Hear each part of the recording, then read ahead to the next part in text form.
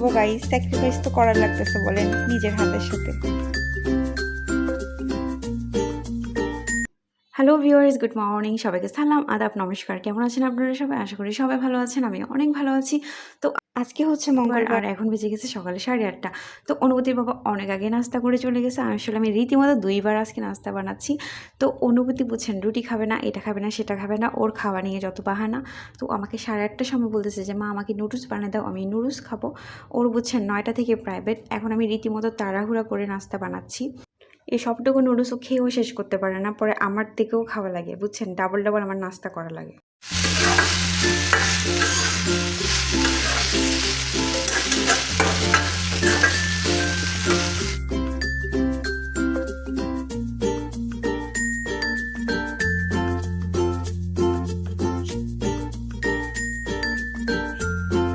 তো ওই গাইস, অনুভূতি এখন প্রাইভেটে যাইতেছে, আমি যাই না।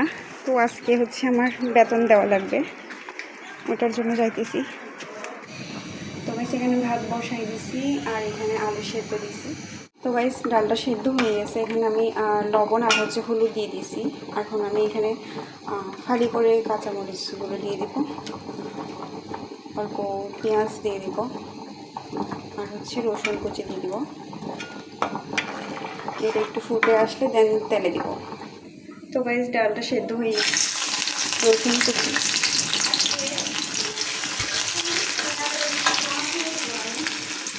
শুকনো মরিচও দিয়ে দিব।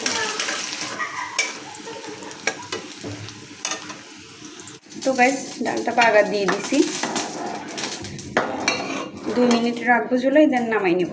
শুকনো মরিচ ভেজে নিতেছি। তো গাইস এমন কিছু কাজ থাকে, আমরা জানি ওই কাজটা করার পর আমাদের সাথে কি হবে, বা আমরা কতটা কষ্ট পাবো, কতটা যন্ত্রণা পাবো, তারপরেও কিন্তু আমরা ওই কাজটা করি। এই যে দেখেন আমার অবস্থা, আমি জানি শুকনা মরিচ কষলানোর পরে আমার সাথে কি হবে, তারপরেও কিন্তু আমি শুকনা মরিচ কষলাইতেছি। জানেন তো না, শুকনা মরিচ কষলাইলে না আমার 2-3 ঘন্টা যাবত হাত জ্বলতেই থাকে। আমি একটুও মরিচ কষলাইতে পারি না। তো কি করব, ভর্তা তো করা লাগবে, খাওয়া তো লাগবে, তো এই আর কি, স্যাক্রিফাইস করতে হইতেছে নিজের হাতের সাথে। যাই হোক, দেখতেছেন এখানে আমি অনেকগুলো আলু ভর্তা করতেছি, কারণ হচ্ছে আমি রাত্রে আর কোনো কিছু রান্না করব না, এগুলো একদম রাত্রের জন্য সহ।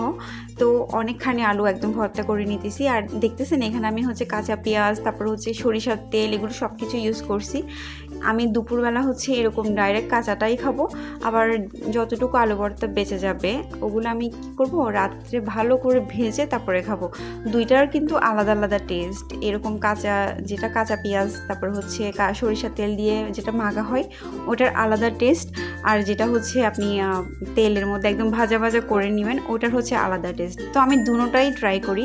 আলু ভর্তা করলে আমি একবার কাঁচা খাবো দুপুরবেলা, আর একবার হচ্ছে একটু ভেজে খাবো। তো গাইস এখন দুপুরের খাওয়া দাওয়া করতে বসে পড়ছি। আজকে একদম সিম্পল খাবার, আলু ভর্তা আর হচ্ছে ডাল। তো গাইস মাঝে মাঝে ডাল আর ভর্তা দিয়ে ভাত খাইলে মনে হয় অমৃত খাইতেছি। তো অনেক মজা করে আজকে দুপুরের লাঞ্চটা হইলো। তো গাইস আজকের ভিডিওটা আমি এখানেই শেষ করবো। তো আমার ভিডিও যদি আপনাদের ভালো লেগে থাকে তাহলে প্লিজ আমার চ্যানেলটিকে সাবস্ক্রাইব করে পাশে থাকবেন। অবশ্যই লাইক করতে ভুলবেন না, লাইক করলে আমি আরও ভিডিও বানাইতে মোটিভেট হই। তো সবাই ভালো থাকবেন, ধন্যবাদ সবাইকে।